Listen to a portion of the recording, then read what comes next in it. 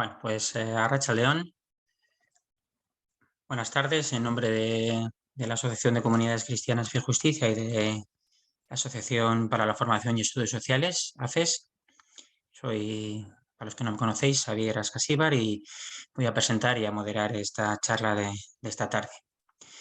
Bueno, dakizuenez, itxaldi hau, politikoaren aurpegi anitz izeneko urteko programaren barruan dago, eta gobernantza eta zientzia izenburua du. Como sabéis, esta charla se enmarca dentro de nuestro programa anual de actividades. Este año, los múltiples rostros de lo político. Y esta charla lleva por título Gobernanza y Ciencia. Gaurkotasun eta garrantzia handiko gaia da, dudarik gabe, batez ere bizi dugun pandemia kontuan hartuta. Gai honi buruzko gogoeta egiteko, Juan José Álvarez gurekin egongo da gaur. Para reflexionar, decía, sobre este tema de tanta importancia y tanta actualidad, sobre todo a raíz de la situación que estamos viviendo, podemos contar hoy, tenemos la suerte de contar hoy con Juan José Álvarez, al que reitero mi agradecimiento por su disponibilidad y su amabilidad desde que contactamos con él en un primer momento para todo lo que le hemos pedido. Él es licenciado y doctor en Derecho por la UPV, en ambas ocasiones con premio extraordinario. Es catedrático de Derecho Internacional Privado de la UPV desde el año 2001 y profesor visitante pues, en numerosas universidades y centros de investigación nacionales y europeos. Cofundador y secretario de Governance, que es el Instituto para la Gobernanza Democrática, miembro de Jakiunde. Recibió el premio Eusko Ikaskuntza Laboral Kutxa de Humanidades, Cultura, Artes y Ciencias Sociales el año 2015. Es director de la Cátedra Universidad Empresa, constituida por Confebas y por las universidades de nuestro sistema universitario vasco, la UPV, Deusto y Mondragón Universitatea. Bueno, más allá de todos estos títulos, pues es una persona pues preocupada por estos temas y que además es muy buen comunicador, si los que habéis tenido oportunidad de escucharlo alguna vez, así que, como digo, pues una suerte contar con él, en realidad para que él nos ayude a reflexionar sobre esta temática tan importante, ¿no? Nos ayude a, bueno, pues a dar una vuelta a esto que estamos viviendo y que para el futuro va a ser tan importante. Bueno, la charla tendrá la parte de exposición por parte de Juanjo, ¿vale? Y posteriormente habrá oportunidad de plantear por las cuestiones que consideremos oportunas. En principio, por hacerlo un poco más organizado, lo haremos cuando se abra ese momento a través del chat, aunque podemos ir escribiendo antes alguna cuestión si lo queremos, y esas cuestiones del chat pues las iremos trasladando a Juanjo, se las trasladaré y las irá contestando, ¿vale? Es un poco la idea, así que le voy a abrir el micrófono a Juanjo y ahí está. Vale, pues nada, adelante Juanjo cuando quieras. Listo. Eskerrik asko, Xavier, y eskerrik asko Guztio y a todos y a todas y a todos vosotros. Es un placer y a la vez una pena, lo comentaba hace un momentito con Xavier, no estar presencialmente, ¿no? Físicamente. Comentábamos que en este momento de transición me parece una decisión prudente, acertada, cuando estéis acabando un curso. Veía cuando Xavier me mandó vuestra iniciativa y todas las actividades, la verdad es que me parecía un elenco de reflexiones súper interesante, desde lo sugerente de esta idea de los múltiples rostros de lo político a la propuesta que me hicisteis, ¿no? Que es una propuesta, yo creo que no solo, pero también en lo coyuntural, muy interesante. Yo le he dado un poco vueltas para intentar no caer en repetir, digamos, lo mismo, ¿no? Pero un debate entre el conocimiento o el saber y el poder, entre el saber experto y la dimensión del gobierno, en un contexto como el de la pandemia, sin duda cobra muchísima actualidad, pero bueno, es algo que está desde la reflexión de Platón con el rey filósofo, ¿no? La manera de entender el gobierno y el conocimiento, ¿no? Y mi idea no es quedarme en el nivel teórico conceptual, o por lo menos tratar de lanzaros mis dudas las incertezas. Yo soy del mundo del derecho y es verdad que normalmente el derecho busca más la seguridad jurídica, ¿no? Pero yo creo que yo por lo menos aprendo cada vez más formulándome también en el mundo del derecho dudas, incertezas, porque la primera reflexión es que, no sé si estaréis de acuerdo, cuando hablamos del saber y cuando hablamos de la ciencia, pensamos en las ciencias duras, exactas, las de bata blanca, denominarlo como queráis, ¿no? Rara vez pensamos en las ciencias sociales, ¿no? Y normalmente asociamos a las primeras un sesgo casi de infalibilidad, ¿no? De conocimiento exacto, y a las segundas, a las sociales, pues la idea de que bajo el cobijo del concepto de experto o experta, en realidad entra y cabe prácticamente todo, ¿no? De manera que se resta cierta legitimidad a ese conocimiento. Y yo lo último que haría, porque sería además de vanidoso, estéril, es entrar en una pugna entre sectores o conocimientos, ¿no? La principal reflexión o conclusión en el contexto de la pandemia es que el conocimiento llamado científico y entendido como tal, pues el vinculado al del mundo epidemiológico, al mundo sanitario, es fundamental, nos está salvando literalmente la vida, ¿no? En la dimensión sanitaria de la pandemia, pero no es suficiente para el ejercicio del poder político. Tiene que haber una conjugación de saberes, ¿no? Como hoy día es mucho más difícil gobernar en el sentido de ordenar un aula, una familia, una relación de pareja, una relación de cuadrilla. Afortunadamente, el tiempo en que en un aula había una dimensión vertical, entendida como tal, la de incluso la lección magistral, ¿no? Yo llevo 34 años en la universidad.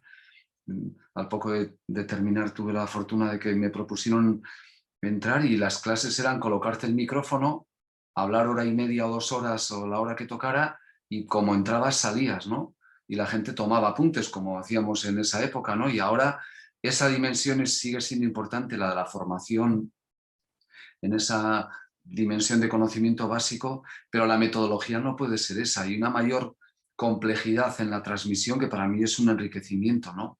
También en el ejercicio del gobierno, ¿no? Si alguien pretende pensar que el saber experto garantiza un mejor gobierno, o dicho de otra manera, que se pueden sustituir las decisiones políticas por decisiones de expertos o de expertas, creo que respecto a lo que es la política entendida como la gestión de la red pública, no estaríamos haciéndolo bien, ¿no? En la interpretación que os trataré de dar de la gobernanza, ¿no?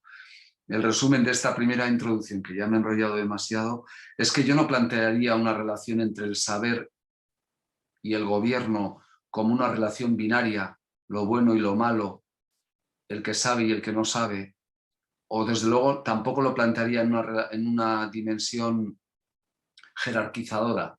¿Qué vale más? ¿O qué importa más? ¿O qué tiene más valor? Al final, no sé, ahora lo trataré de desarrollar con un poquito más de orden, pero tiene que haber una relación de diálogo, no una relación de imposición, ¿no? Y si ese planteamiento teórico luego lo traducimos a hechos concretos, bueno, pues a ver si os parece razonable lo que pueda plantearos. Y es verdad que aunque siempre se pierde un poco de cercanía o de interacción, como apuntaba Xavier, encantado de la vida de poder atender vuestras observaciones, sugerencias, preguntas en la medida de lo posible, aunque como decía voy a tratar de no con una humildad no impostada, sino sincera, trasladaros un poco mi percepción desde ese punto de vista, ¿no? En algún caso, aunque tengo razonablemente en mente el bloque de ideas que quería comentaros, como he intentado desarrollarlo un poquito más ordenadamente, os haré un poco reflexiones tal como las tengo recogidas, ¿no? La primera, o así ya comenzando un poco en bloques, es que yo diría que debemos de despedirnos de la idea de una ciencia entendida como una especie de base objetiva e indiscutible para la política. Es decir, pensar que, como antes os apuntaba, el gobernante que logra controlar el saber y dominarlo en el sentido de disponer de los mejores expertos va a ser el mejor gobernante, es una idea que no tiene presente la complejidad de todo lo que rodea al mundo de la política en la actualidad. Luego trato de desarrollarlos un poquito más en detalle. La segunda reflexión, al hilo de lo que comenzaba a comentaros, es, no sé si estaréis de acuerdo, pero desgraciadamente la pandemia, digo desgraciadamente porque este haya sido el motivo, ¿no? Nos ha concienciado como sociedad del valor de la ciencia, ¿no? Le ha dado un protagonismo inusitado.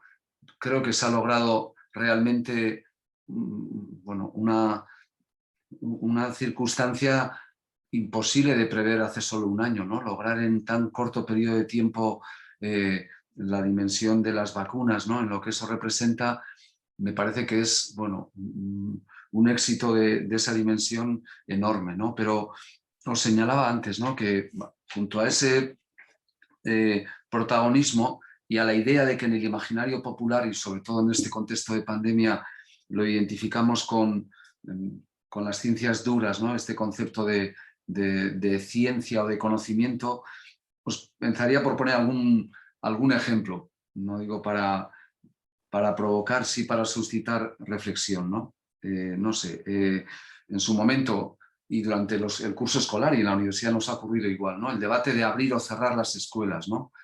Esa decisión, una decisión política, tiene que estar anclada en un saber experto. En ese saber experto, la opinión de los epidemiólogos y epidemiólogas es fundamental, pero seguramente para decidir finalmente qué hacer y cómo articular, tenemos que tener en cuenta a educadores, a sociólogos, a psicólogos probablemente también, ¿no? Para tomar y ahormar una decisión de conjunto respecto a todos los costes en todos los conjuntos, en todo el conjunto que eso representa, ¿no? No sé, otro ejemplo, hablaba hace un momento de las vacunas, ¿no? Evidentemente el trabajo científico para la gestación de la vacuna, que tiene un componente jurídico muy importante con las patentes, del que podríamos hablar en algún momento después, es importante, ¿no? Y a la hora de decidir que la vacuna no es obligatoria, hay componentes científicos, pero hay un componente previamente jurídico, ¿no? Y de ciudadanía, de no imponer la obligación de la vacuna. Otra cosa es luego las derivadas que surgen. Pero cuando en ese mismo contexto se fijan unos criterios epidemiológicos y se fijan, como se han fijado, un orden jerárquico, ¿no? De preferencia para la vacunación, vuelve a haber un componente de índole científico, pero en eso entra en juego la ética, entra en juego el derecho, entra en juego un montón de factores a la hora de combinar una decisión que finalmente vuelve a ser política, ¿no? Pero el conocimiento para esa decisión por parte del político o política que adopta la medida no puede ser solo, y no estoy restando ni un solo ápice, faltaría más de valor y de importancia a esa dimensión epistémica científica, ¿no? Sanitaria, epidemiológica, sino la de la comprensión de que en realidad tiene que haber una especie de diálogo entre saberes, ¿no? Y que no hay la omnisciencia queda para los sabios, no sé si incluso realmente lo eran así, pero es lo que nos ha llegado, los sabios renacentistas, ¿no? No creo que hoy día sea posible englobar en solo una decisión científica la globalidad de matices necesarias en todas las repercusiones, ¿no? Porque volviendo a la pandemia tiene una primera dimensión absolutamente prioritaria, la de la salud, la pandemia sanitaria, pero la dimensión social, la dimensión económica, la dimensión ciudadana de todo lo que afecta a la pandemia es un aspecto a conjugar. No digo a jerarquizar, porque es evidente que sin salud no somos ciudadanía, no somos personas, todo se prioriza eso, pero la decisión no es tan sencilla, ¿no? En el inicio de la pandemia había propuestas epidemiológicas llevadas a la traslación en algunos contextos políticos de la famosa inmunidad de comunidad o de rebaño, ¿no? Dejemos que nos contaminemos, que nos contagiemos, asumamos los costes hasta que se llegue ahí y no habrá problema, recordad. Otras dimensiones eran las de decir, no, confinamiento radical, otras posturas intermedias. No hay una dimensión tampoco exacta. La ciencia se construye con acierto-error o error-acierto, ¿no? También es otro aspecto clave a tener presente, ¿no? Valorar la ciencia es reconocer que para llegar a un éxito hay tantos errores por detrás, errores en el sentido de pruebas que no llegan a éxito, no digo errores en el sentido de lo que entendemos habitualmente o semánticamente por tal concepto, ¿no? Y que por tanto el apoyo a la ciencia tiene que ser un apoyo estable, permanente, no solo coyuntural. Seguramente también hasta la pandemia no combinábamos bien los factores. Quiero decir, no sé si estaréis de acuerdo también de nuevo, ¿no? Pero confundíamos demasiadas veces ciencia con tecnología, ¿no? La ciencia es mucho más lenta que la tecnología. La tecnología es nuestro iPhone, el poder estar hablando como estamos hablando ahora. No puede haber tecnología sin ciencia, ¿no? Como la física y las matemáticas, ¿no? La interacción que tienen, ¿no? Y sin embargo vivíamos de alguna manera, igual todavía vivimos, cegados por la tecnología y seguramente en un punto de analfabetismo en muchos valores cívicos, ¿no? Yo por lo menos echo de menos una rebelión cívica sincera, real, en muchos factores, ¿no? Y aspectos como el de la solidaridad, la cohesión social, imprescindibles ahora que comenzamos a levantar la cabeza de la dimensión sanitaria, no nos las van a dar las ciencias exactas, nos las van a dar otro tipo de planteamiento en donde requerimos de pedagogía social, ¿no? Y donde quiero pensar que la dimensión de lo público, en el sentido más clásico del término, ¿no? Tiene que cobrar pujanza e importancia, ¿no? Bueno, creo que es el momento de un aprendizaje colectivo, no de un aprendizaje que lo acaparen los políticos para la toma de decisión, ¿no? Desde ese ámbito.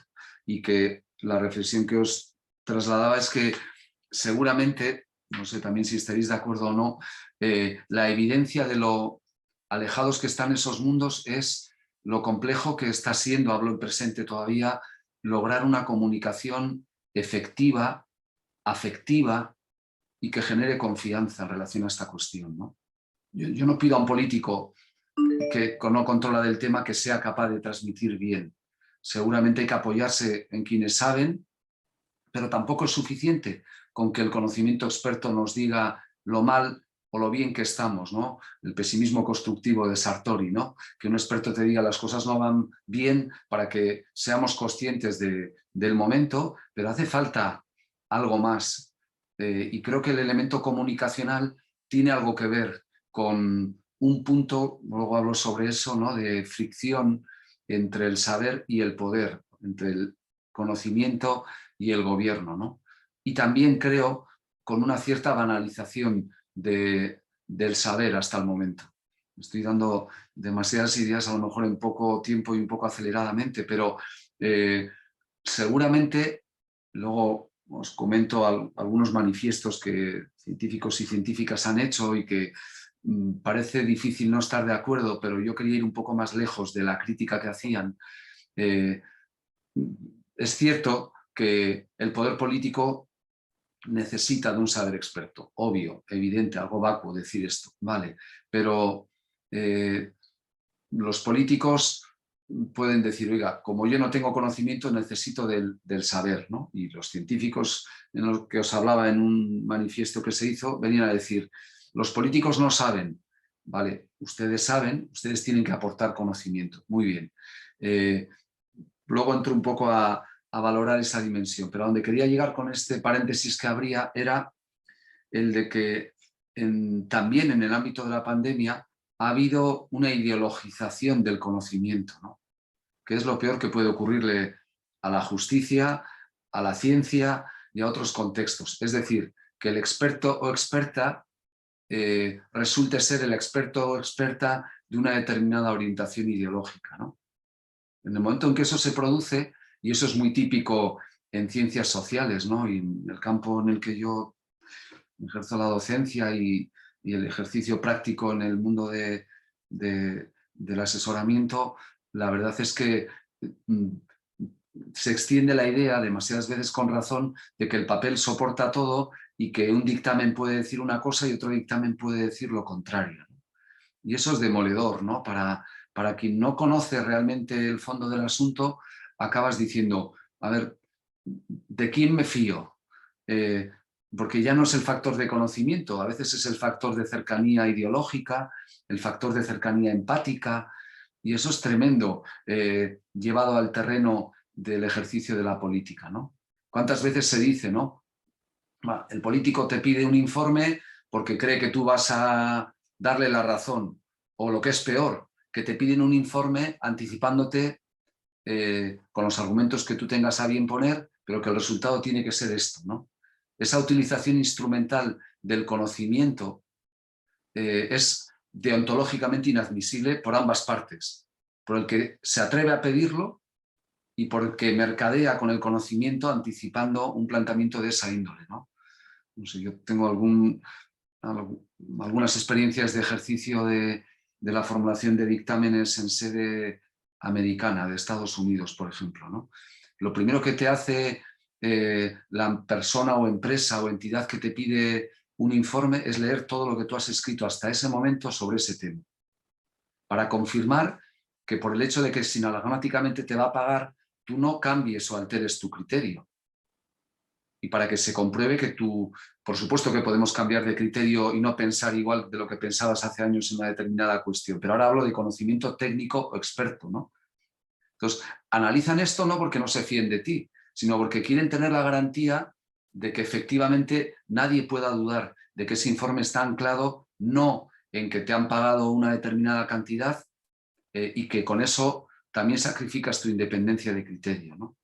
Entonces, bueno, esa dimensión, como también la zona gris que media entre el experto y el intelectual, ¿no? También en eso ha habido una cierta ideologización. Se solía hablar que la derecha buscaba expertos y que la izquierda tenía intelectuales.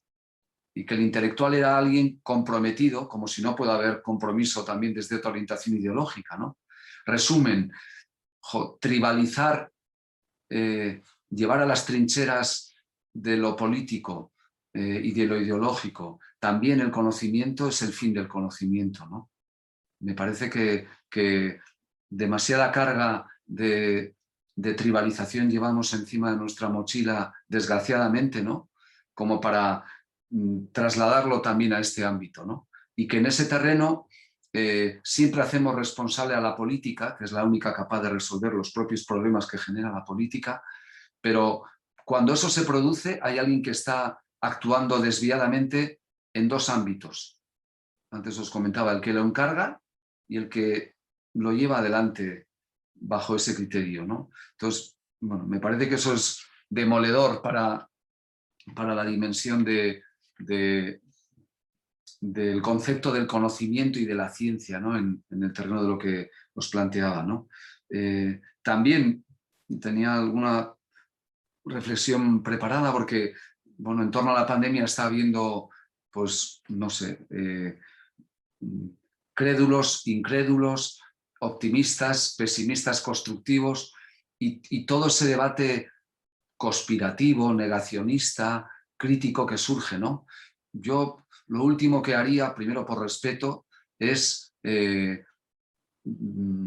demonizar ese tipo de reflexión. No la comparto. Yo no sé vivir en sociedad sin confianza, ¿no? Que es la institución silente que hace de argamasa para todo, y parto sobre la base de la buena fe de que lo que plantean desde la dimensión pública tiene que tener un fundamento, ¿no? Pero respeto planteamientos siempre que a su vez sean respetuosos en su enfoque. Pero fijaros, no sé si estaréis de acuerdo en que ese debate, el del negacionismo o el de la relativización de todo lo que hay, incluso esas tesis conspiranoicas en torno a la pandemia, revelan algo, ¿no? Que es que si dejamos a la política en el terreno de un asunto epistémico, de conocimiento, si todo se reduce a debatir si realmente esto es un montaje o no es un montaje, imaginemos que las decisiones políticas se adoptaran solo sobre esa base, ¿no? Lo que hace falta es escucha, debate, pedagogía social. Me parece que eso es fundamental también incluso en relación a esta cuestión, porque somos mayores de edad, ¿jo? Para escuchar y para dar una opinión. Pero bueno, no sé, Yo creo que la pandemia puede ser un buen momento para repolitizar en el mejor sentido de la palabra la sociedad desde una dimensión positiva, ¿no? Y el resumen de todo lo que hasta ahora os estaba diciendo lo trataba de plasmar en dos expresiones, ¿no? La primera es que la ciencia asesora pero no sustituye a la política. No puede entenderse de otra manera. Asesoramiento pero no sustituye a la política, que es más necesaria que nunca, a pesar del lodazal en el que se mueve buena parte de la política que estamos viviendo, ¿no? La segunda es que creo que no tiene que haber una relación de sumisión ni de una a la otra, ni de la otra al uno, ni del poder al conocimiento, ni del conocimiento al poder. Tiene que haber un proceso argumentativo, un proceso de diálogo, un proceso de decantación, ¿no? Entendiendo que nada es blanco o negro, ¿no? Incluido aspectos como los que se plantea, digamos, en este ámbito, ¿no? Decía antes este manifiesto, ¿no?, de los científicos, ¿no? Y lo tenía por aquí porque me llamó la atención, lo leía, había muchos aspectos con los que yo, que me despertaban empatía en lo que señalaban, pero intenté darle una vuelta a algunos extremos, ¿no? Decía este grupo de científicos y científicas, advertía literalmente que en la gestión de la pandemia los políticos tienen el poder pero no saben, antes os lo comentaba. Bueno, eso quiere decir que los científicos tienen el saber pero no el poder. Así es como lo tenemos que plantear. Yo creo que no, creo que es un error, ¿no? No sé, cabría deducir, si hacemos una lectura en los términos que se planteaba, bueno, ¿por qué no sostenemos otra vez para provocar, ¿no? Probablemente que los políticos tienen menos poder del que creen y a lo mejor los científicos tampoco saben todo lo que creen. Y yo creo que lo primero, desde luego, es cierto. La creencia de que el político tiene una gran capacidad, yo creo que el listón de la pandemia en cuanto a la legitimidad del poder político lo ha colocado mucho más arriba. Y otro factor que introduzco también para el debate es que, aunque esto no tiene mucho glamour, la política tiene que ser una caja de herramientas, tiene que servir para resolver problemas de la sociedad. Por supuesto que está anclada en un enfoque ideológico, pero tiene que tener un sentido de servicio, ¿no?, que demasiadas veces se nos olvida, ¿no?, en ese contexto, ¿no? Y digo esto porque, como luego trataré de señalaros, hay muchas polémicas que están surgiendo en torno al ejercicio de la política en la pandemia, que creo que pueden ayudarnos, ojalá, aunque ya sé que el panorama que estamos viendo políticamente no invite a ello, nos debiera llevar a conducir a pensar que, a pesar de todo, esa idea tan clásica y tantas veces afirmada de que la democracia es un sistema imperfecto, pero el mejor sistema, ¿no? Creo que cobra especial valor, y me explico, ¿no? Cuando también desde algún plano científico se ha hablado en clave de efectividad, ¿no? Y se ha subrayado ámbitos decisorios en algunos estados del sudeste asiático o incluso de Rusia. Bueno, yo me plantearía si cabe sacrificar en el altar de la efectividad principios y derechos democráticos, ¿no? Porque si lo empiezas justificando con la pandemia, acabas terminando en la idea de que un Estado autoritario resuelve mejor los problemas de la ciudadanía, ¿no? Y claro, me parece demoledor y tremendamente peligroso hacer un análisis de efectividad desplazando de la ecuación algo tan fundamental, pero que evidentemente hace más compleja la toma de las decisiones, como es la afección a los derechos de la ciudadanía, como es el debate necesario en torno a la toma de decisiones que afecta a una eventual limitación de derechos, aspectos que no son fáciles, ¿no?, de materializar, pero que hay que tener presente. Bendito problema, ¿no?, el del control judicial de las decisiones políticas en relación al de la pandemia, ¿no?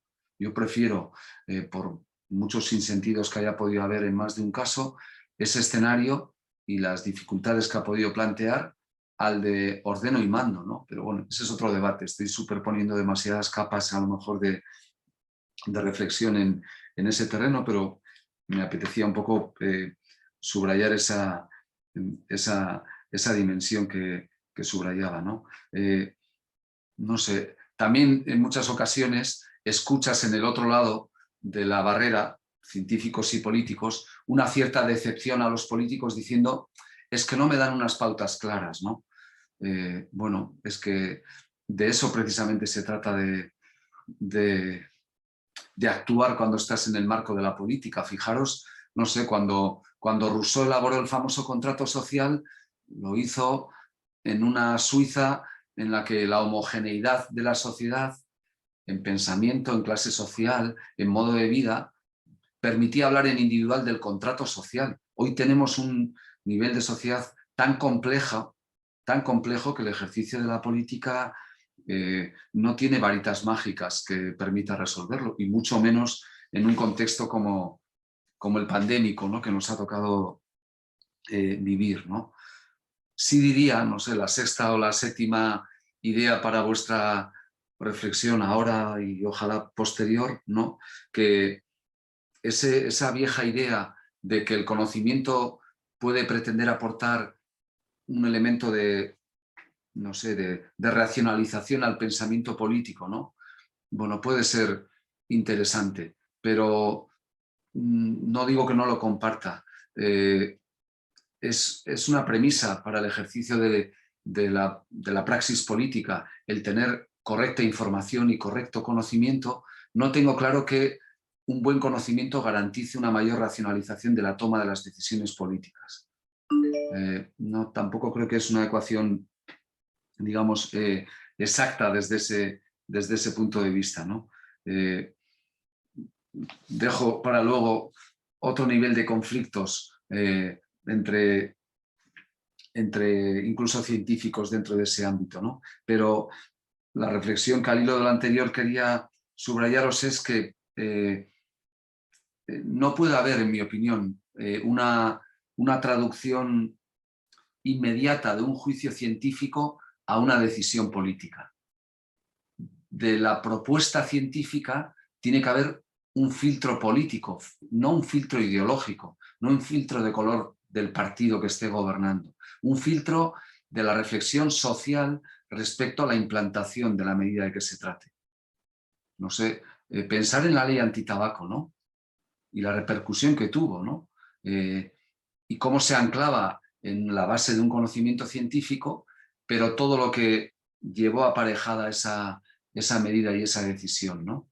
Hay factores, era evidente, ¿no? La conexión entre el tabaco y ciertos cánceres, pues había una evidencia científica y la hay, ¿no? ¿Cuánto tiempo ha tardado el legislador y en cuántos lugares todavía incluso eso no se ha tomado o adoptado, ¿no?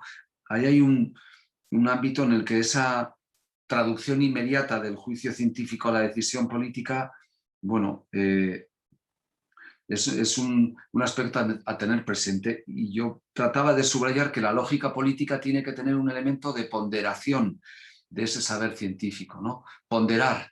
Ponderar es un verbo y un concepto indeterminado, ¿no? Porque la ponderación oscila y varía, lo estamos viendo ahora, incluso con la llamada desescalada y hasta dónde llegar, ¿no? Permanentemente el umbral de hasta dónde llegar no tiene un nivel de exactitud científica y se ancla en decisiones políticas, que muchas veces son incoherentes, ¿no? No sé, yo desde luego no me he dedicado a recopilar incoherencias, pero ha habido muchísimas. Y no es buscar un chivo expiatorio, es lo complicado que representa, ¿no? Llevar adelante esto, ¿no? Cuando el gobierno vasco en Semana Santa decide que las reservas en hoteles que estaban hechas antes del momento en que se adopta una decisión más restrictiva, esas medidas restrictivas no se adoptan a las personas que habían hecho reservas antes de ese momento. Estás primando un criterio económico de ocio sobre un criterio estrictamente epistemológico, de conocimiento, ¿no? Y no estoy reprochando, por favor, ni formulando un juicio político, sino lo complejo que es combinar una y otra, y lo complejo que es adoptar un hilo conductor coherente en todo lo que rodea. Estamos hablando, lo estoy centrando en la pandemia como ejemplo, pero podremos poner otros ejemplos u otros ámbitos desde ahí, ¿no?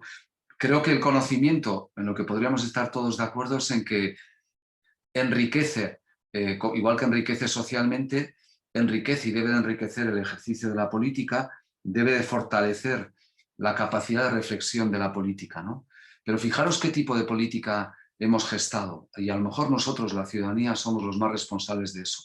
Pensad que el alcalde de vuestra ciudad o pueblo os dijera, esta tarde no recibo porque me tengo que sentar a estudiar un problema a fondo, o tengo que formarme, o tengo que reflexionar. El tipo de política que estamos viviendo es la del pseudomovimiento, moverte para que te vean, para volver al mismo sitio, y donde no hay demasiado tiempo para la reflexión.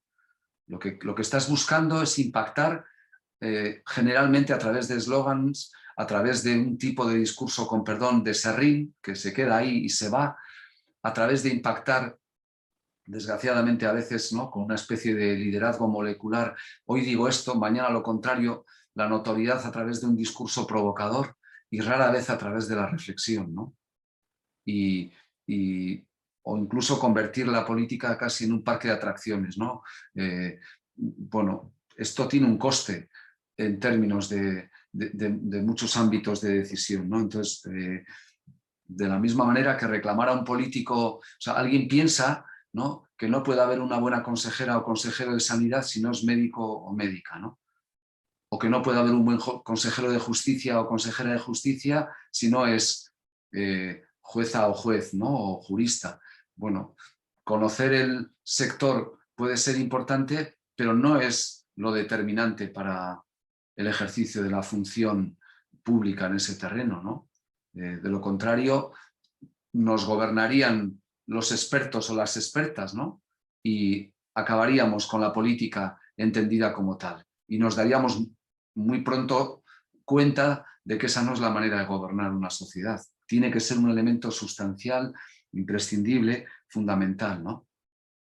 Pero ese debate que estoy lanzando un poco deslazadamente, digamos, plantea un debate, ¿no? La relación entre, por resumirlo mucho, entre la ciencia y la política, plantea con el punto que antes os señalaba, ¿no?, un elemento de complejidad tremenda.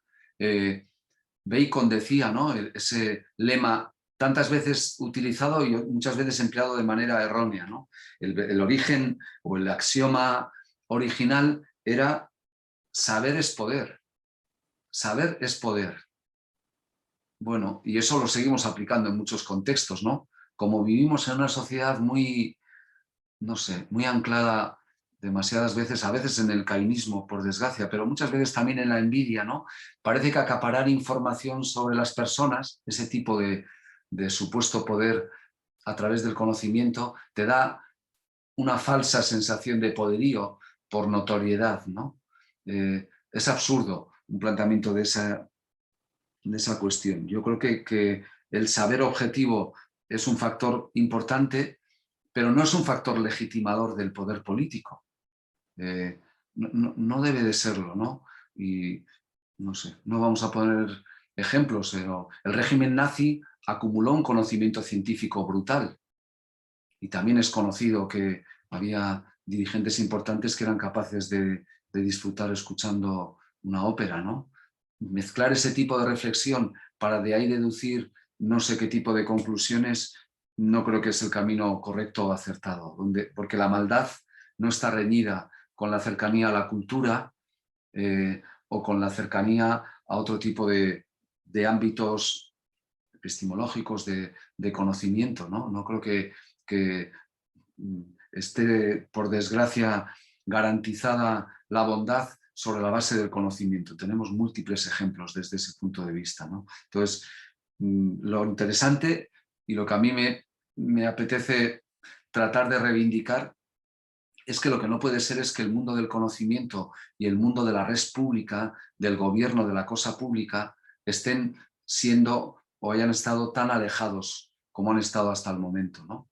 como el mundo de la empresa y de la universidad. Y Xavier, apuntabas lo de la cátedra universidad-empresa y yo lo acepté solo con la condición de ser pro bono, de no cobrar un solo euro, pero en la vocación no de la mercantilización de la universidad, sino de ser conscientes del mundo real que tenemos detrás, porque los universitarios y universitarias muchas veces somos tan vanidosos, la tarima da tanta vanidad que nos esforzamos más en decir cosas bonitas, cosas que suenen originales, cosas que suenen diferentes, y nos preocupamos a veces demasiado poco de si realmente eso sirve para la sociedad a la que en esa dimensión debiéramos de atender, ¿no?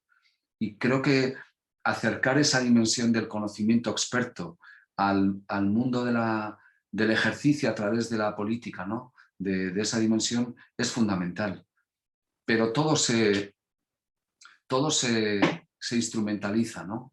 Cuando un conocido ministro de Justicia decidió implantar un agravamiento de las penas en el Código Penal y la prisión permanente revisable, se hizo rodear de criminólogos que lo defendían y que sostenían que eso podía ser un factor que previera o impidiera la comisión de delitos tan execrables como ese, ¿no? Y ahí tenemos Estados Unidos, solo por citar ese ejemplo, o China, campeona mundial, con perdón de la absurda ironía, de pena de muerte cada año.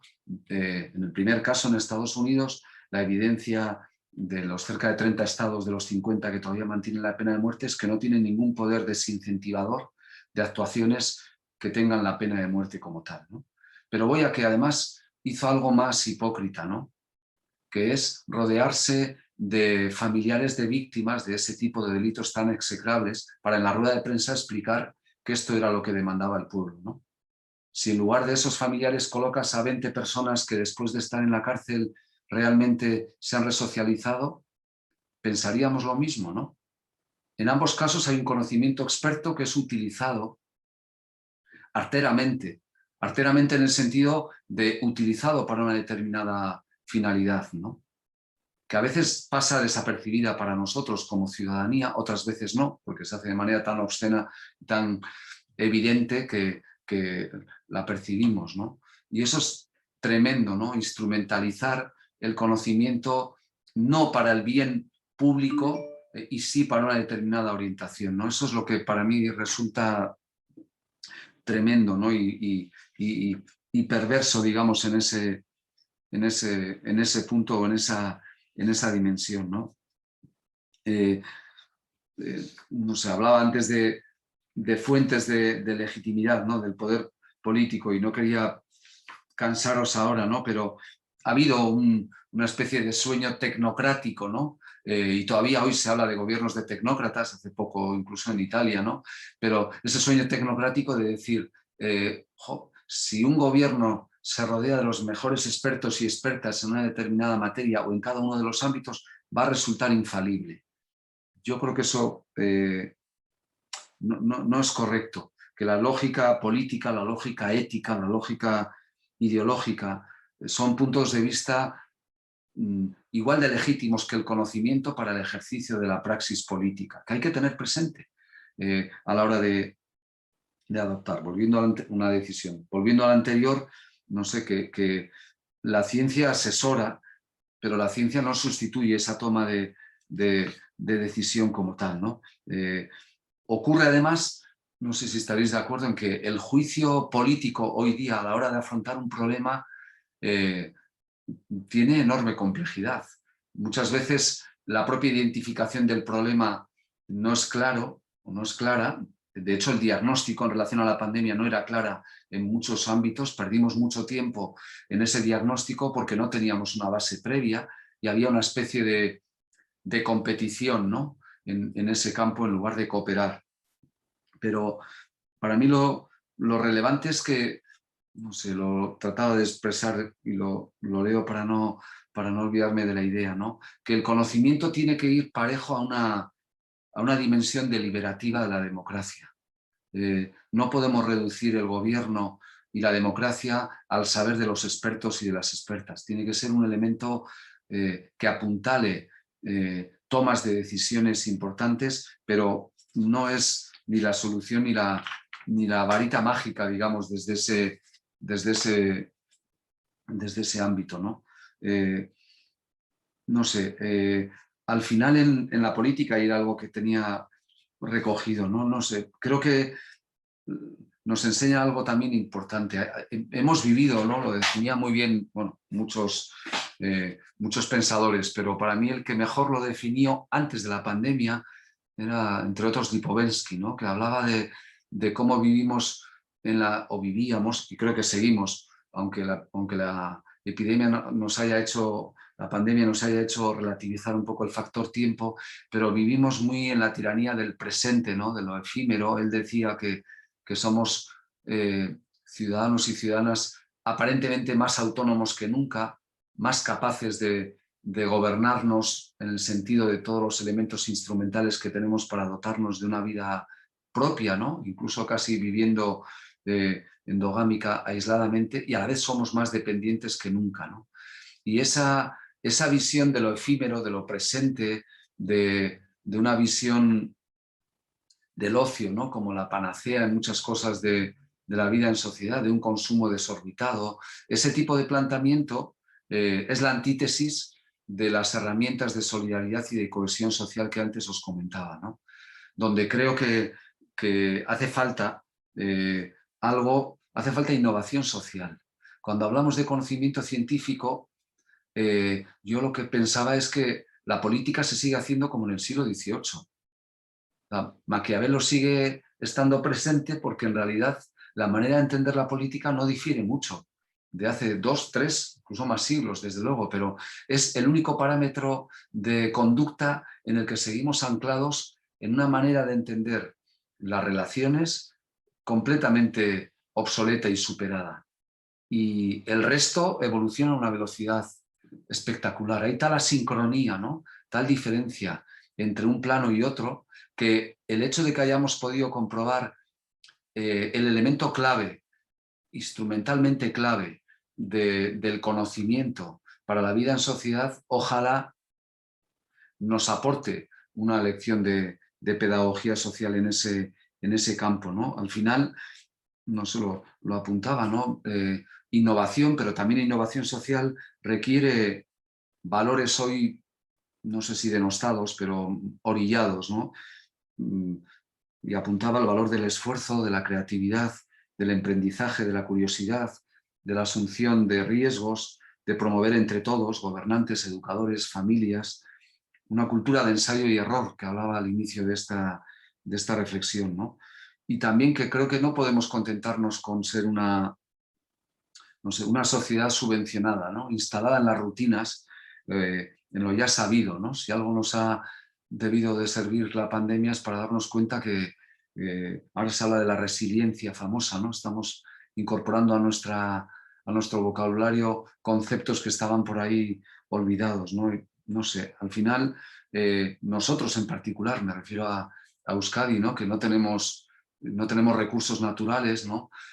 La riqueza de una nación, de un país, de una sociedad, está en las personas, está en el conocimiento y está en la capacidad de utilizar todo ello para una socialización con cohesión, ¿no? Desde ese punto de vista, ¿no? Me parece que ese es un elemento clave, ¿no? El dinamismo en lo que llamamos la creación de riqueza social proviene y debe provenir de esa innovación de conocimientos, ¿no? Y, bueno, recogía un poco algunos otros conceptos sobre esa idea, ¿no? Pero quería subrayar, ¿no? Que creo que también la pandemia nos muestra que el conocimiento científico no está exento de incertidumbres y de incertezas, y eso no es ninguna crítica a ese mundo, es la evidencia y la humildad y el reconocimiento que tenemos que hacer a todo lo que eso está detrás, ¿no?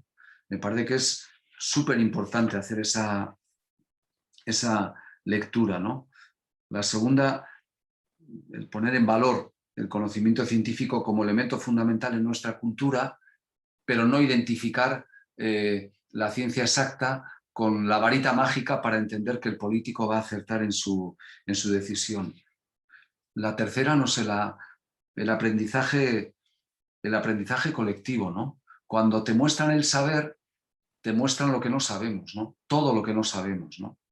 Y me parece que la democracia gobierna la ignorancia de la sociedad como conjunto.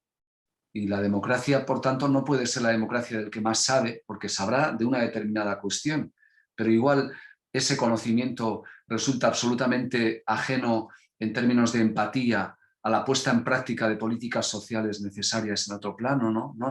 No podemos compartimentar de esa manera el actuar en la política. Tiene que haber una conjunción, ¿no?, entre un plano y otro, ¿no?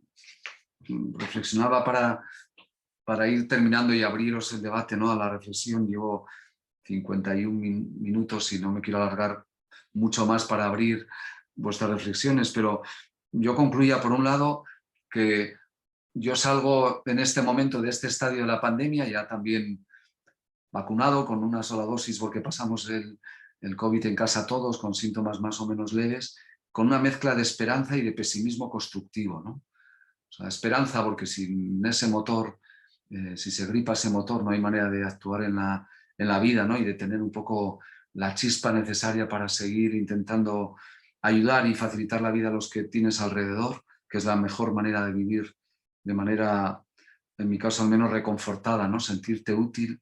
Pesimismo constructivo, que decía Sartori, ¿no?, porque las cosas no están bien, pero si cada uno asumimos con humildad nuestra parte de responsabilidad, seguro que lo podemos llevar adelante.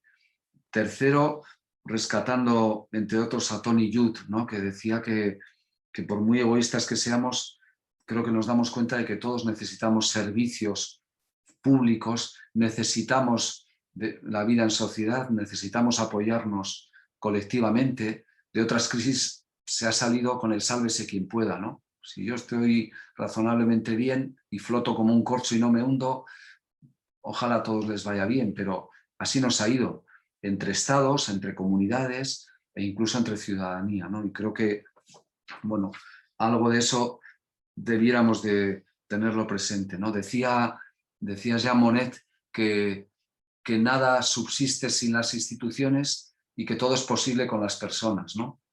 Las instituciones nos están ayudando desde lo público a aspectos fundamentales. Las personas tenemos que ser capaces de realmente reaccionar, no sé si con una rebelión cívica o cómo expresarlo, para intentar romper inercias pasadas en muchos ámbitos, ¿no? Para pasar del decir al hacer, para no simplemente buscar el chivo expiatorio en el político, ¿no? Para exigir confianza y credibilidad, y para lograr impulsar una responsabilidad social colectiva, ¿no? Siempre es más fácil tratar de buscar a alguien a quien echar la culpa y no asumir tú tu parte de responsabilidades, y la pandemia ha despertado muchísimas energías negativas, ¿no? Muchísimas, y mucha cultura de la queja, pero yo creo que también un poco de agradecimiento sería preciso, además de que haces que el ceño no esté todo el rato fruncido, puede ayudar en esa faceta, ¿no? Y volviendo al inicio de la charla, a lo conceptual, yo creo que un lenguaje simplificador que entendiera que con un excelente asesoramiento experto ya está resuelto todo, es tan simplificador como desconocedor de lo que ha de ser la herramienta de lo político, ¿no? Entonces, bueno, con eso quería concluir las reflexiones que os mandaba, y encantado de poder dialogar con vosotras y con vosotros en lo que queráis, Javier, y el resto de amigas y amigos que estéis por ahí. Bueno, qué casco. Vale, pues iniciamos un poco esta segunda parte. De momento vamos a hacerlo como hemos quedado, a través de alguna cuestión que planteéis en el chat, ¿vale? Bueno, no sé si alguien tiene más dificultad para eso y en algún momento terminado, pues igual podemos abrir algún micrófono. Pero vamos, hay una pregunta, José Reichaso, que nos preguntan, ha habido en la pandemia muchos modelos de relación entre ciencia y gobernanza. Si podías señalar, a tu parecer, algunos que te hayan parecido más equilibrados, o sean cercanos o lejanos, algún modelo que digas, pues aquí se ha hecho mejor esa relación entre ciencia y gobernanza que en otros sitios, ¿no? Vale, es muy buena pregunta la que formula José Ra, ¿eh? Todavía es pronto para vincular geopolítica y pandemia, pero sí es cierto que ha habido ámbitos en donde ha habido, no sé si una interacción más estrecha, pero sí una actuación más prudente, si lo pudiera expresar así. No sé si estaréis de acuerdo, pero los políticos parecían obligados a tratar de demostrar certeza absoluta, ¿no? Y buscaban el conocimiento experto y a partir de ahí trataban de transmitirnos seguridad intentando convencernos. Convencernos, por ejemplo, en el inicio de la pandemia de que llevar mascarilla no era imprescindible para corregir los contagios. Recordad un poco ese ejemplo que estoy colocando, ¿no? Entonces, ha habido modelos, el modelo alemán, por ejemplo, probablemente por la personalidad de Merkel, en donde no digo que se relativizara el consejo científico, pero su marido es un gran físico, ella conoce el mundo académico y universitario, trató de atemperar y de hacer públicas sus propias dudas, que eran las dudas de buena parte de la ciudadanía, ¿no? Transmitiendo que en esa duda el principio de prevención aconsejaba una horquilla decisoria no muy clara. Yo recuerdo un viaje a Berlín en septiembre y cómo allí las mascarillas no eran obligatorias en la calle y luego seguramente por ese acendrado sentimiento protestante de cumplimiento de la norma, ¿no? Dentro nadie necesitaba una sanción para cubrir y cumplir ese ámbito, ¿no? Ese me ha parecido un ámbito modélico en ese terreno. El actuar de Europa como organismo supraestatal, yo creo que ha actuado en algunos aspectos de una manera muy, muy correcta y razonable, en otros probablemente no de manera muy correcta, pero me quedaría con esa primera vertiente y con algunos ámbitos de reflexión que surgieron en el contexto también de algún país centroeuropeo muy interesante. Cuando construía la idea, que luego ya se ha hecho generalizada, pero eso que arrancó desde el problema italiano, recordar al poco de arrancar la pandemia cómo pedían solidaridad y los estados europeos no llegaban por lo que no se atrevían a decir, que era que no teníamos instrumental médico suficiente, ¿no? Y cuando se empezó a señalar la idea de autonomía estratégica, ¿no? La idea de que la globalización tan cacareada y tan promocionada también tenía elementos de debilidad, ¿no? Y se intentaron extraer lecciones no para demonizar la globalización, sino para entenderlo como un dilema, ¿no? O sea, ha habido planos de actuación de sinceridad en el actuar político muy interesante. A partir de ahí, comparar la realidad de Israel con la realidad europea, como se ha pretendido hacer, claro, es la noche y el día. Solamente atendiendo al número de población en un estado con respecto a 480 millones de europeos, pretender decir que Europa ha ido muy lenta y que Israel ha ido muy rápida y concluir de ahí, en este ejemplo que pongo ahora, lo perfectamente organizado que pudo estar en el caso de Israel esa cuestión, hombre, desconoce otras realidades, ¿no? Que podíamos plantearlas, pero de momento me quedo con esa reflexión y seguro que la podemos complementar, Xavier. Vale. Decía José Ra también de seguido, decía, revitalizar lo comunitario podría ayudar a salir de la confrontación entre ciencia y gobernanza, enriqueciéndola, revitalizar lo comunitario. Bueno, sin duda, sin duda. Lo que pasa es que hay que redefinir lo que entendemos por comunidad, ¿no? Comunidad en el sentido mancomunada, más sensible del término. Volviendo a Europa, el primer momento en el que hemos entendido que o nos unimos más o nos desintegramos, es curioso que la solidaridad pueda emerger del egoísmo, ¿no? Ya son 2 veces que esto ocurre. En la crisis del 2007, Alemania levantó el pie del acelerador cuando se dio cuenta que moríamos de inanición económica al resto de economías y que, por tanto, si no emergíamos, sencillamente su obsceno superávit comercial exterior le iba a llevar a empobrecerse porque no iba a tener compradores para su mercado. Ahora, el egoísmo de cada Estado en Europa ha concluido a decir: juntos vamos a ser capaces de poder atender a un problema tan dinosaurico y catártico como este, ¿no?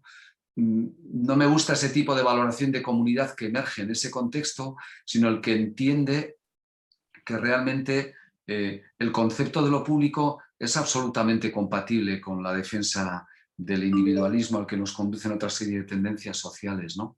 Pero el concepto de la idea de que el mercado no lo puede comprar todo, ¿no? Recordando a excelentes pensadores americanos, ¿no? Que hay elementos en los que la solidaridad solo se puede construir desde lo público. Cuando ahora se habla de la sanidad y se pretende hablar de factores de eficiencia, lo que es evidente es que si tú colocas una ciudadanía censitaria en el que el acceso a la educación o a la sanidad depende de tus recursos económicos, ocurre lo que ocurre. Entonces creo que ahí hay un elemento revelador de la importancia, que eso implica civismo fiscal, implica otras muchas derivadas a las que evidentemente hay que atender, ¿no? Pero sí creo que es un factor que puede emerger, ojalá, para quedarse tras la pandemia. Vale, venga, que van llegando unas cuantas. Dice Jesús Herrero, la pandemia es un problema mundial. ¿Se puede hablar de gobernanza mundial con las enormes diferencias de riquezas culturales que existen? ¿Cómo desarrollar una fraternidad universal? Qué buena pregunta, porque la pandemia sobrevino en el 75 aniversario de 1945, que es la internacionalización del mundo actual, ¿no? Naciones Unidas, todo lo que hoy vertebra institucionalmente el mundo, cumplía 75 años. Y fijaros que hay una buena persona al frente, Guterres, como también Antonio Vitorino, dos portugueses en dos ámbitos claves de Naciones Unidas. Yo he tenido ocasión con Antonio Vitorino, que es buen amigo, de hablar, la sensación de impotencia. Las instituciones están más débiles que nunca en el nivel internacional. Pintan menos, diría coloquialmente, que nunca. ¿Ha habido alguna resolución del Consejo de Seguridad de Naciones Unidas sobre la pandemia? Ni una. ¿Ha habido algún acuerdo en términos mundiales respecto al intento de mundialización, de adopción de un criterio en torno a la pandemia? No. Hay una regionalización de las medidas. No hay una dimensión internacional. Y cuando el poder institucional no existe, se coopera poco y se compite mucho, ¿no? Entonces, ahí, en la dimensión geopolítica mundial, teníamos un debe pendiente y se ha mostrado de una manera, desgraciadamente, muy evidente, ¿no? Esa idea de entender que un concepto pandémico demuestra lo pequeños que somos, los grandes estados también, ¿no? Y cómo esos problemas tan importantes son demasiado grandes para la dimensión estatal. Ni siquiera eso ha permitido realmente que brote una geopolítica mundial que atienda a esta realidad. Es una evidencia clara, pero que la pandemia lo ha mostrado, pero ha mostrado algo que ya estaba latente y que por desgracia se ha manifestado de una manera muy clara, ¿no? Vale, nos dice Rosa, yo no sé si en ciencias políticas se estudia filosofía y ética, pero es evidente que nos falta como sociedad el tema de la importancia de la filosofía y la ética en la educación, no sé. Ay, qué buena pregunta. En ciencias políticas sí que hay dos disciplinas muy cercanas a ese ámbito. Yo creo que las dos y en general todo lo que es una formación en valores, ¿no? No sé, yo no entiendo una clase de derecho en la que no hables de valores, ¿no? Porque el derecho, y no me alejo ahora de todo ello, tiene que servir para tender puentes, no para generar diques, ¿no? Tiene que ser y cubrir una labor de ingeniería social, ¿no?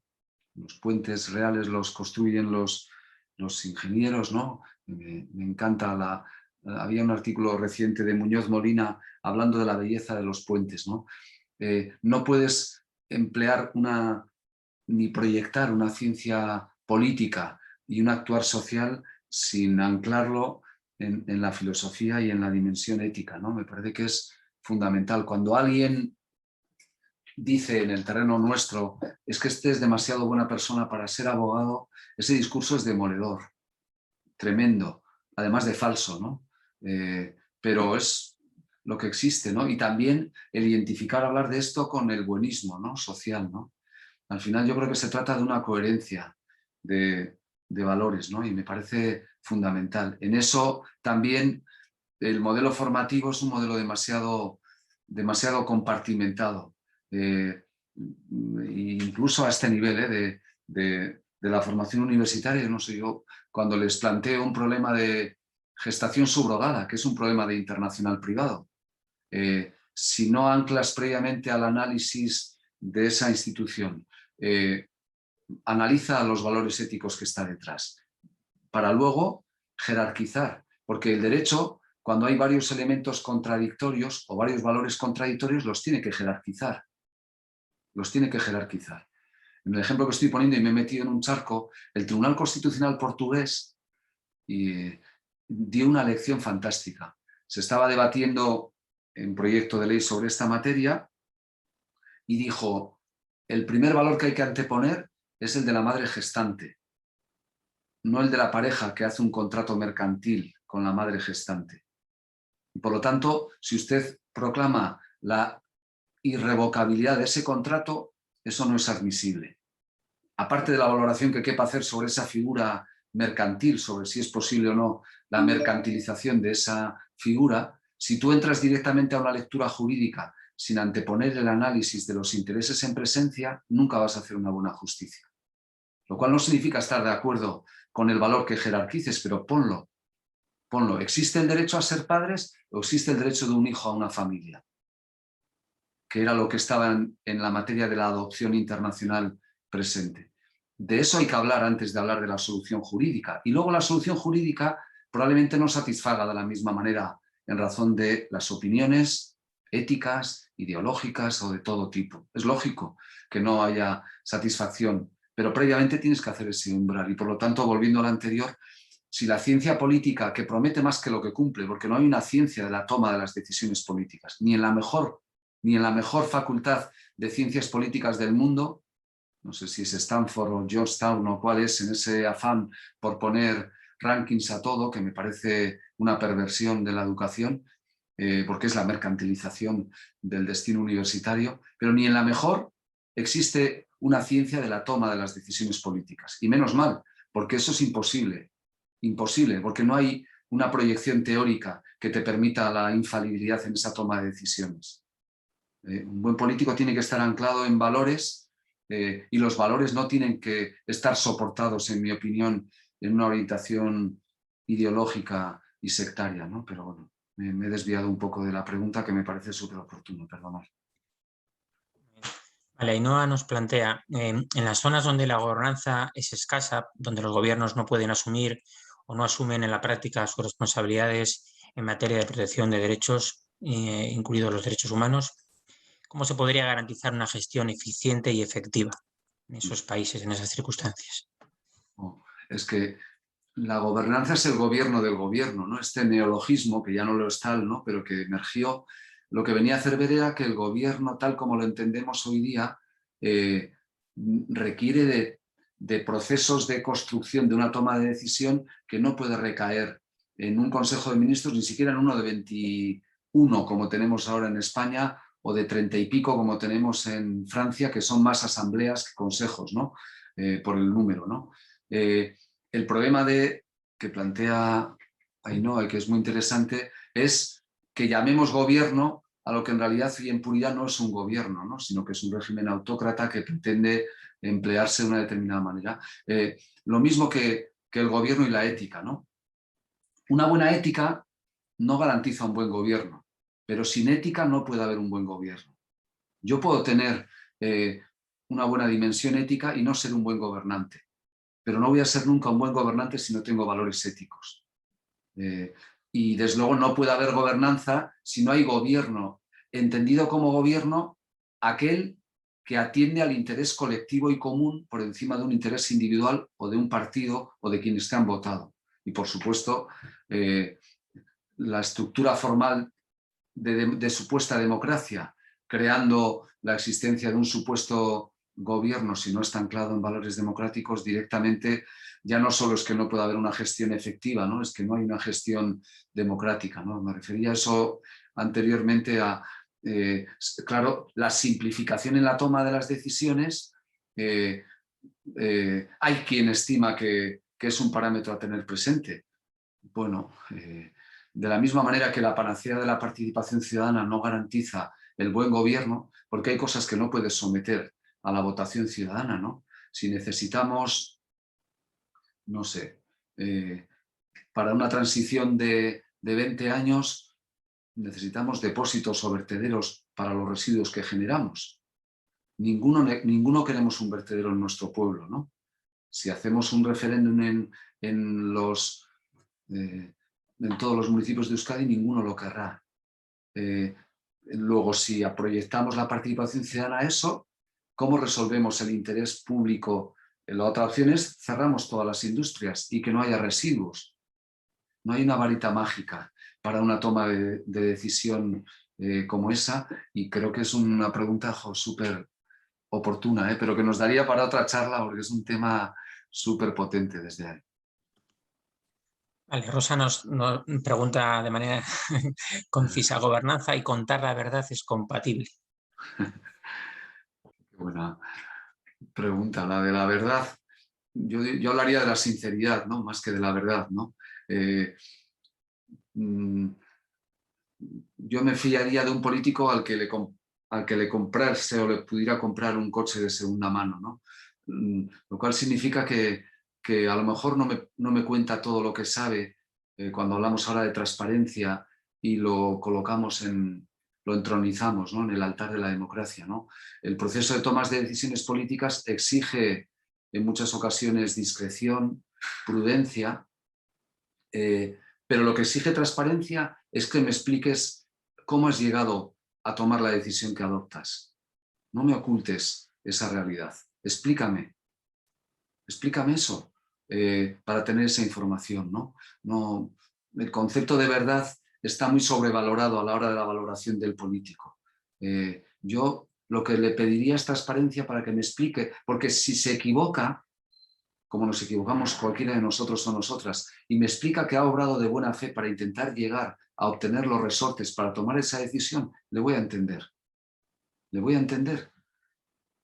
Prefiero eso a que me diga, por supuesto, una medio verdad respecto a algo en concreto. No necesito conocer todo el proceso de toma de decisión. Necesito conocer realmente los aspectos fundamentales que se han tenido en cuenta, ¿no?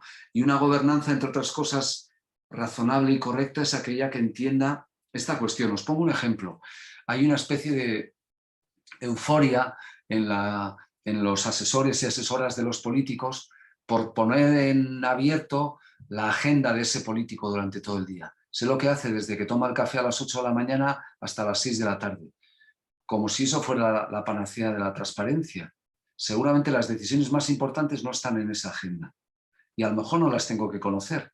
Me bastará con saber que está intentando reunirse con unos expertos, con lobbies de un lugar y de otro para tomar una decisión, y que me la trate de explicar con pedagogía social. Confundimos, yo creo, los planos de lo importante, ¿no? Y la gobernanza debiera de servir para entender este tipo de cuestiones, ¿no?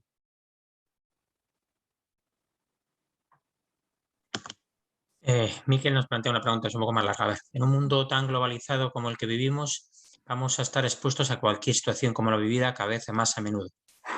Muchas de ellas van a surgir en países que no tienen capacidad científica para evitarlas o frenarlas. Se ha visto que en el caso que hemos vivido, al final hemos dependido de empresas privadas para el remedio de la situación, las vacunas. ¿Tendría que asumirse ese ámbito desde la gobernanza pública? ¿Deberían ayudar las inversiones públicas de las sociedades desarrolladas científicamente en la búsqueda de posibles soluciones de problemas sanitarios que no nos van a afectar en principio a nosotros, pero que sí quizá a otros países? Bueno. Pues es otra excelente pregunta, ¿no? Que enlaza un poco con algo que es un debate no sencillo, el de las patentes y el de la creación de todo ese proceso, ¿no? En lo que representa.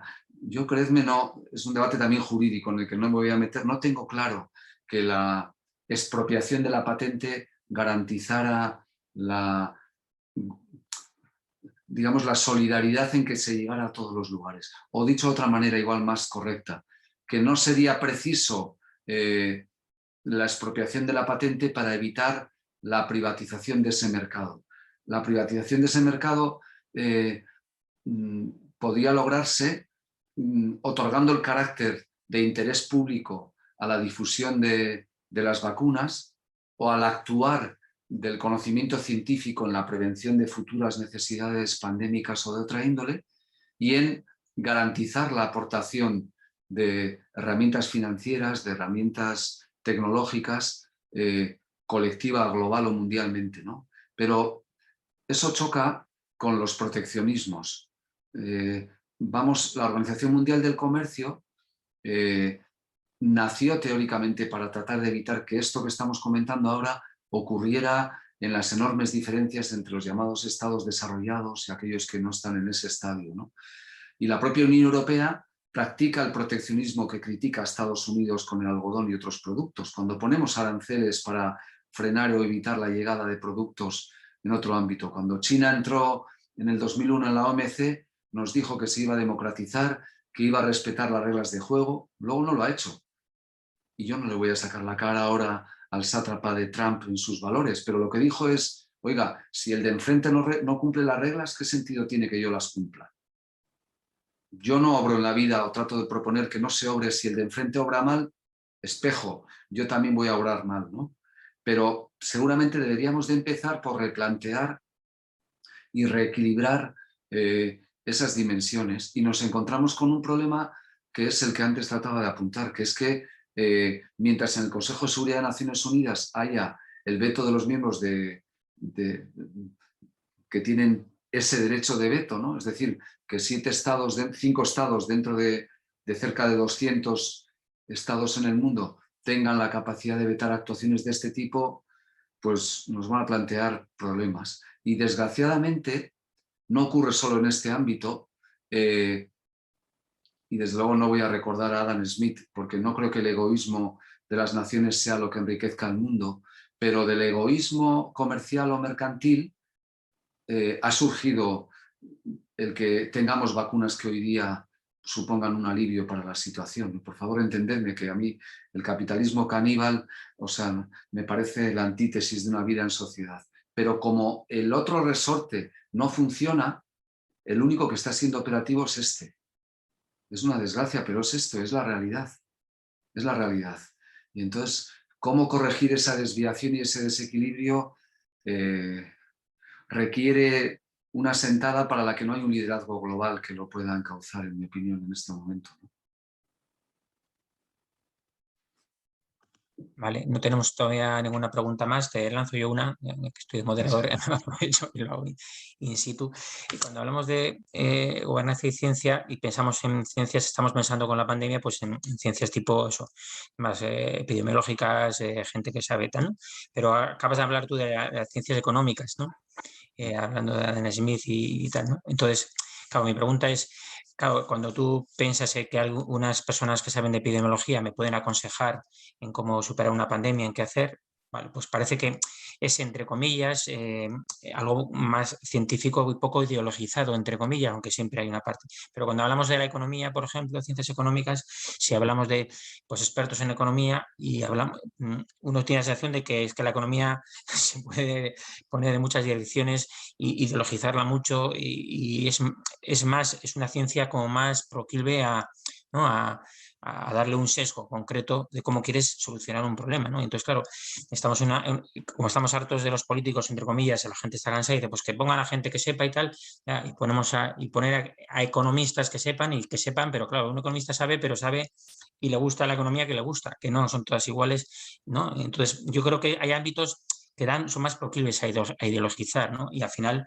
pues claro, hablamos del mercado, es que el mercado, dice, bueno, pero eso, ¿no? Entonces, bueno, me parece que, claro, en el tema de la pandemia quizá lo vemos menos, pero yo en el tema de la economía me parece más preocupante, ¿no? Esa sensación de decir, no, viene el Fondo Monetario Internacional, que es el que sabe, y dice, no, hay que hacer esto, hay que hacerlo todo. Pues el que sabe, pero esa ciencia es un poquito, ¿no? Se podría plantear de otra manera, ¿se entiende, no? Bueno, sin más. Una reflexión. Nosotros teníamos una asignatura en la carrera que el profesor que nos la daba decía que ese adjetivo era redundante por innecesario, que era el análisis de economía política, ¿no? El manual de Samuelson, que yo guardo como oro en paño porque me parece una joya para ayudar a relativizar el proceso de tomas de decisiones políticas. No hay economía no politizada, ¿no? Y además, generalmente, con todo el cariño, los economistas cada vez son más forenses, ¿no? Que más o menos aciertan como un médico forense a decir de que se ha muerto el enfermo, con todo el cariño a los médicos y médicas forenses, y no a curar el enfermo, ¿no? Es más fácil diagnosticar a pasado que hacer prospección, ¿no? Y dicho esto, es que es evidente que en el contexto de una ciencia social, que es la economía, lo tremendo es pretender convertir en doctrina algo que es una apuesta política, ¿no? Y pretender a partir de ahí hacernos ver que, no sé, es demonizable el intervencionismo estatal o es demonizable el liberalismo absoluto, ¿no? Seguramente de esta pandemia sacamos la conclusión, o yo por lo menos saco la conclusión, de que debiera haber una serie de ámbitos, los que construyen los elementos vertebradores de nuestra sociedad, en donde el planteamiento partidista y por tanto también ideológico, lo que llamamos comúnmente derecho, de derechas o de izquierdas, debiera de dejar a salvo ciertos parámetros fundamentales. Cuando un determinado partido político que en coalición con otros gobierna en una comunidad autónoma dice y ensalza su primera medida eliminando 3 impuestos que para esa comunidad representan 200 millones de euros, y al día siguiente dice que reclama al Estado servicios de calidad, eso tiene muchas acepciones, pero eso es una demagogia como un templo, porque claro, si tú estás deconstruyendo lo público y pretendes que otro venga a cubrirte ese servicio, eso desde un punto de vista de la economía, ¿cómo lo consigues? Yo creo que hay ámbitos de servicio público que solo es posible ordenar y mantener desde una gestión de lo público en donde el raíl de la política debiera de ser muy estrecho. Y luego tengas otros ámbitos donde puedas construir o llevar adelante otro tipo de planteamiento. Pero, sin embargo, cuando antes hablaba de utilizar el conocimiento experto para justificar políticas, Xavier, si en algún campo eso se ha hecho es en el terreno de la economía, clarísimo. Y entonces, bueno, a mí me parece un deterioro de la calidad de la democracia, ¿no? Otra cosa es que tú digas, mira, yo defiendo esto por coherencia, sostengo esto y el resultado final va a ser este, ¿no? Bueno, pero me parece que es importante tener presente esto. Volviendo a Trump, cuando él adoptó una política proteccionista, ancló su decisión en expertos economistas que le dijeron que en 4 o 5 años es una evidencia que cuando tú adoptas posturas arancelarias y de protección, calientas la economía, incentivas a corto plazo el empleo local. Y como buen populista que era, dijo, bueno, pues eso me da para intentar ganar unas elecciones dentro del plazo que tengo. Si ha llegado otro presidente con una visión más social e intenta abrir otras vías, ¿no? de actuación. La economía sirve para un roto y para un descosido para el político y para argumentar, ¿no? Yo suelo mirar con interés las leyes de presupuestos generales, porque ahí sí se relata mucho de lo que es la jerarquización de la distribución de recursos. Y en esa jerarquización sí que tienen mucho que ver los economistas, mucho.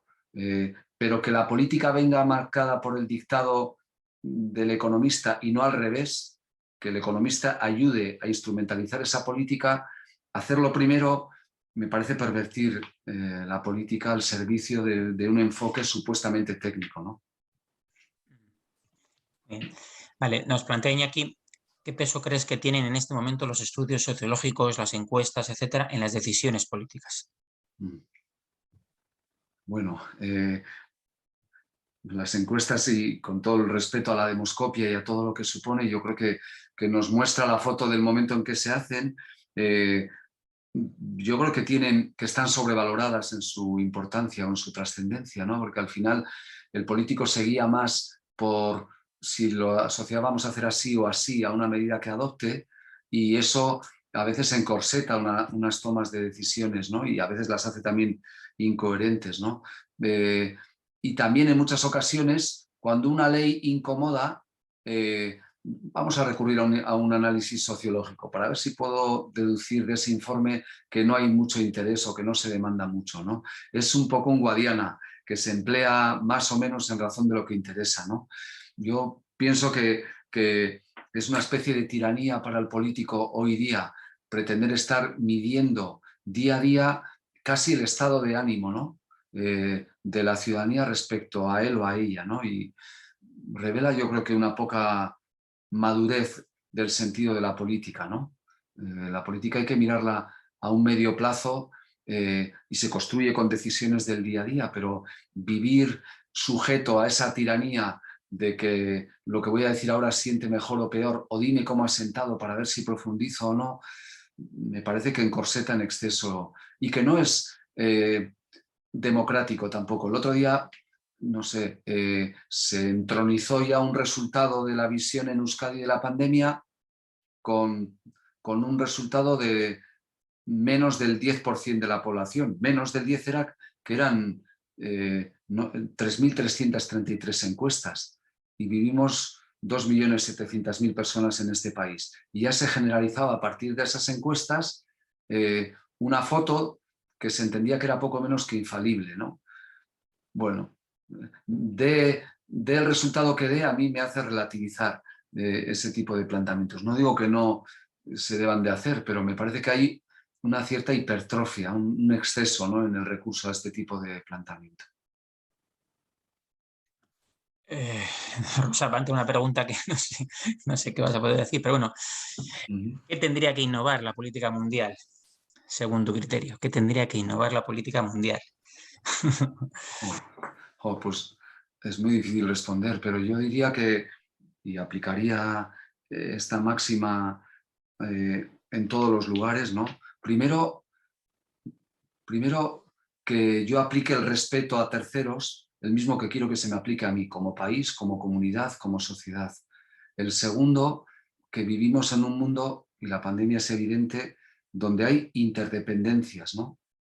Y un mundo interdependiente exige buscar puntos de encuentro y de cooperación. Y estamos casi siempre buscando el punto de desencuentro o de mayor factor de competitividad, ¿no?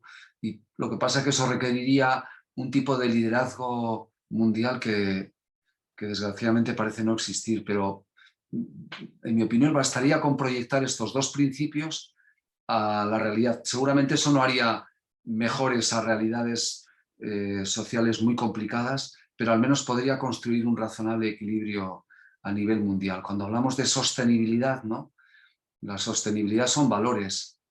Es la única manera de poder actuar a partir de ahí, ¿no? Entonces no me atrevo a dar una respuesta más en detalle, Xavier.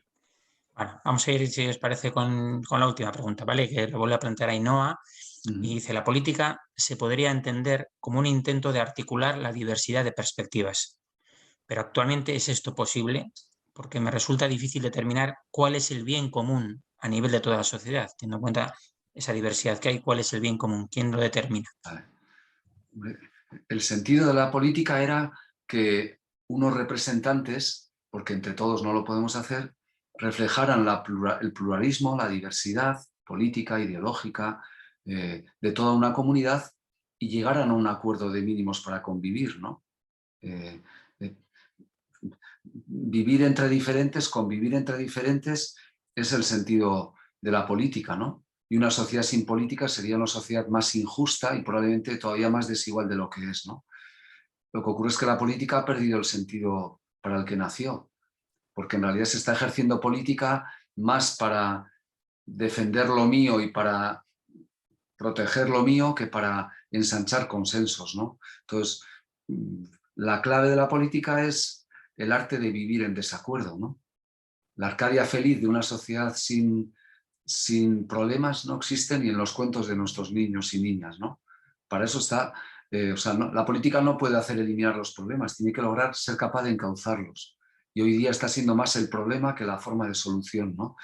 Pero debiéramos de volver a ese punto de partida y ser generosos, la generosidad que demandamos, ¿no?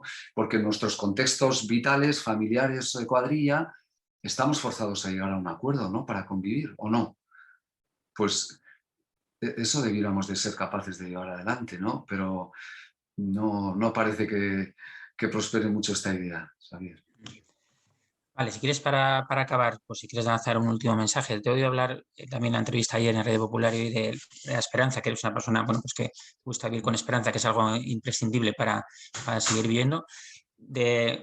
Hay una cierta discusión sobre si hemos aprendido o vamos a aprender de esta situación para mirar al futuro, si vamos a mejorar o no en relación pues, con la gobernanza de la ciencia, con el desarrollo de la humanidad. ¿Tú cómo lo ves? ¿Eres optimista, pesimista o cómo lo ves? ¿O escéptico? Bueno, no, yo me quedo con que una gran parte de nuestra comunidad somos buenas personas y me meto no para meterme en las buenas personas, sino en entender que con todos nuestros defectos que los tenemos, entendemos razonablemente que esto de convivir en sociedad no va de mirarnos solo al ombligo, ¿no? Yo creo que eso es evidente. Lo de los balcones en el inicio era una reacción emocional, ¿no? Que nos llevó a pensar que efectivamente íbamos a globalmente mejorar. Mira, hay gente que ni con la mayor sanción del mundo es capaz de entender y gente egoísta que no mira más adelante de lo que tiene ahí. Y esa gente va a seguir existiendo y tenemos que acostumbrarnos a convivir en ese terreno, ¿no?